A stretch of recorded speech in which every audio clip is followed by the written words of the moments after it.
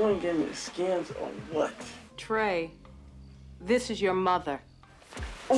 In the early 90s, rap culture and gangster rap culture were on the rise, and it was popular with the black community and the white community. Now here comes this filmmaker that wants to tell the world the inspiration and the culture background on which this music is based on. And in the writing and directorial debut of John Singleton, he succeeded in doing just that. But is the movie any good? I'm Meffistoe. Like, share, and subscribe because this is my review of the movie Boyz N Da Hood. Something wrong? Something wrong? Yeah. It's just too bad you don't know what it is. Boyz N Da Hood tells the story of Trey, who lives with his mother in Inglewood. He gets into a fight in school, and Reva, his mother, decides to send him to his father, who lives in Crenshaw, so he can maybe learn discipline from him. As Trey settles in, he realizes that living with his father comes with extra things to do, like chores. I want you to rake up these leaves off the lawn. Hey, boy, don't look at me funny if I ask you to do something. Here, take this. Nevertheless, he makes friends quite easily in his new neighborhood. Later on, one of them suggests that they go see a dead body, and because of the fascination that comes with it, they all go. They do find the body, but they also find a group of adults who snatch the football from Ricky's hands and play with it until they kind of fed up with it. Catch! Man, you sorry. The same day, Trey and Furious, his father, go fishing, and when they come back, they see that Doughboy and Chris, Trey's friends, get arrested. Domino, motherfuckers. This serves to push the story 7 years later, as Doughboy gets released, yet again from prison, and his family throws a cookout party for him. We get reintroduced to all the friends, to Ricky, who's a star running back now, living at home with his mother, his girlfriend, and his newborn son, and he's making plans to go to college on a football scholarship. Actually, I was thinking about majoring in business. See, I got this friend named Trey who's always talking about going into business and all. And of course, Trey, who grew up to be a responsible young teenager. He's planning to go to college with his girlfriend, but their relationship is a bit strained because Trey is a very horny teenager and he keeps trying to get into Brandy's pants. See, you gotta get with the program. I told you about that. I'm Catholic and it goes against my morals. After a day where Trey and Ricky get lessons from Furious about the black community, they go out to Crenshaw Boulevard just to hang out with some friends. An altercation starts between Ricky and a blood gang member that kind of ends with a big shootout and people scattering. Can we have one night where there ain't no fight, nobody gets shot?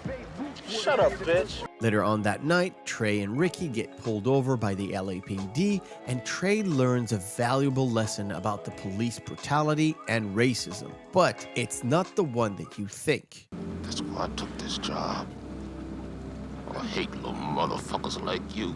That particular Crenshaw night haunts the boys as the Bloods are out for revenge, and they find Ricky and Trey and shoot Ricky in the streets. And of course, Doughboy, being Ricky's brother, takes his crew and Trey to go on the hunt for retaliation. It is up to Trey to learn all the lessons that Furious taught him over these past few years and do the right thing in the end.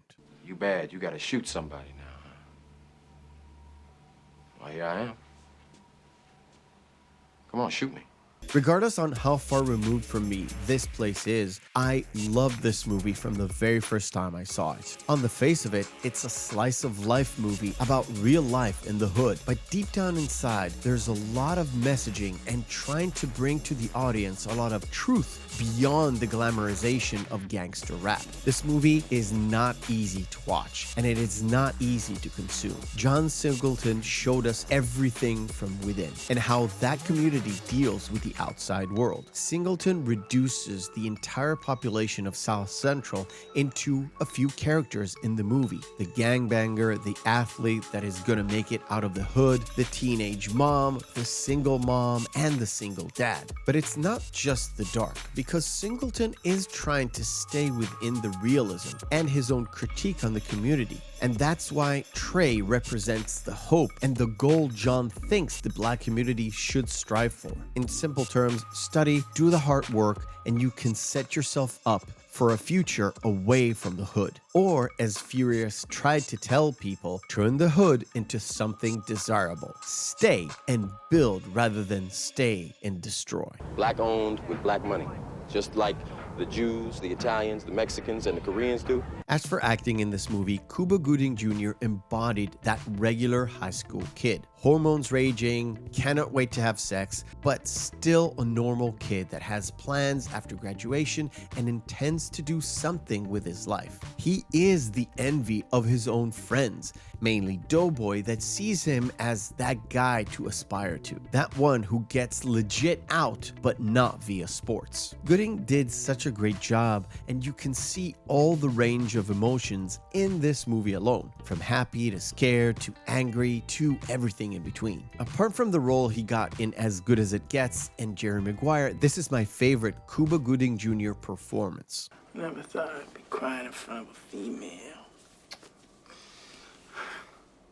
You can cry in front of me. The real star of the show is actually Lawrence Fishburne.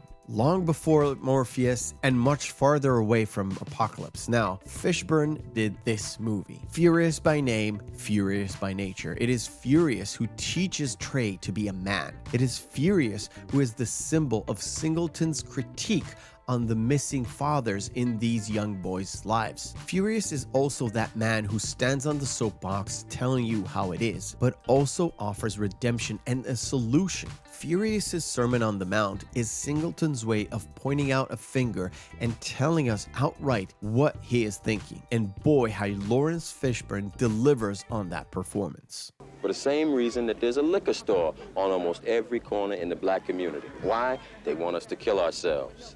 You go out to Beverly Hills, you don't see that shit. Usually on these reviews, on movies that I cover and I want you to watch, I'm saying that I'm glad or I'm happy to recommend. This movie, however, is a must-watch if you live in the Western world. If you consume American culture via Hollywood, this movie is definitely a must-watch. It comes from the heart, but it's brutally honest. It's not shying away from self-critique, and it will show you the roots of the music and the culture that nowadays, in the 2020s, is considered mainstream. I love this piece of art, and every time I watch it, I find another angle and another message within it. Last year, we covered this movie on our show, and I found one extra thing. In order for the moviegoers to relate, Singleton inserted the friends going to see the body as a homage for Stand By Me. But because the movie isn't just about the bonding of the friends, it was relegated to just a few scenes. But it still invoked the same kind of feeling. Go watch the movie now. It is so surprisingly relevant today as it was 30 plus years ago. Y'all want to see a dead body? Yeah. I thank you for watching, and remember, hope is a good thing, maybe even the best of things, and no good thing ever dies. I'll see you on the next video.